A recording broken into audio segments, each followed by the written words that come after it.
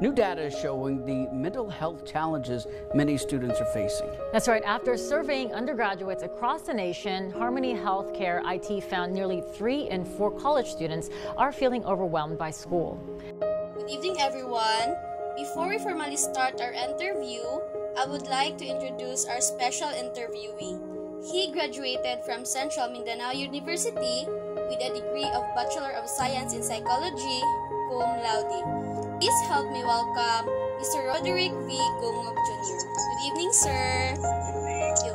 So, I am Eliza Nicole B. Franhi.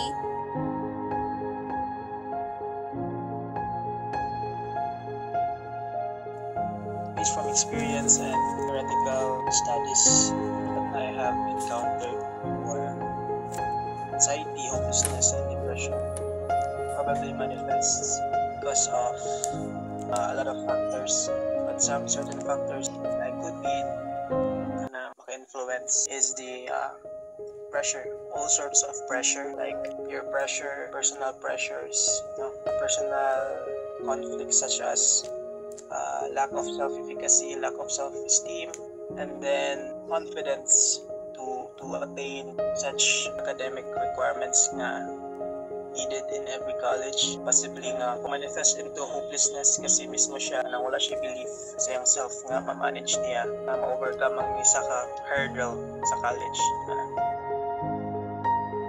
Ako si Gunat Jane Buho. The next, ako ang mag-prepare og question. So, my question is, kasi anxiety, which are like excessive worries na in the future.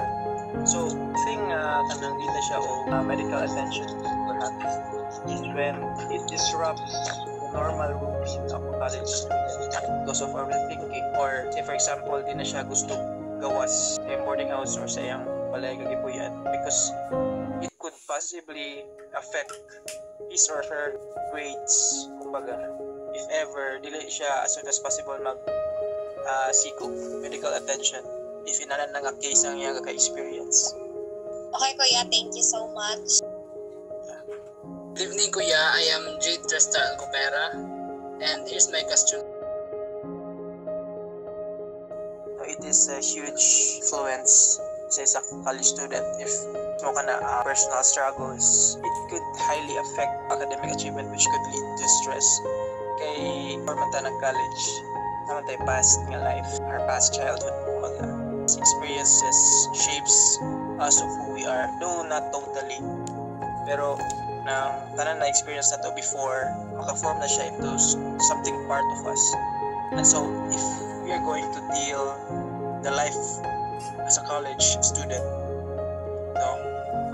one thing is for sure is, let's say for example, yung isang college student kay mahina ang financial capability, and then there's a scenario in which need niya mag-print og inani nga mga modules, need niya mag-store inani mga butang for his or her projects, need niya load og wifi, etc., or even some food, snacks for him or her to sustain themselves, then possibly maglisod yun siya og deal sa college life if inana.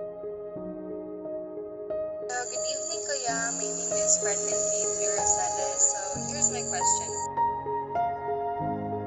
The probability na madala sa isa ka college student ang stress or anxiety baka ngayong na-experience, or perhaps na severe yun ang iyahang mental problems during college, it is perhaps 90 to 100% sure nga madala na niya sa iyang beyond college years if and only if wala niya i-deal as soon as possible.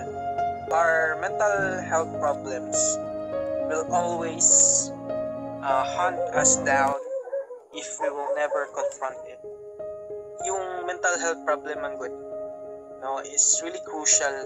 Mas crucial pa siya kaysa sa other physical health problems nga magmanifest sa isa ka tao.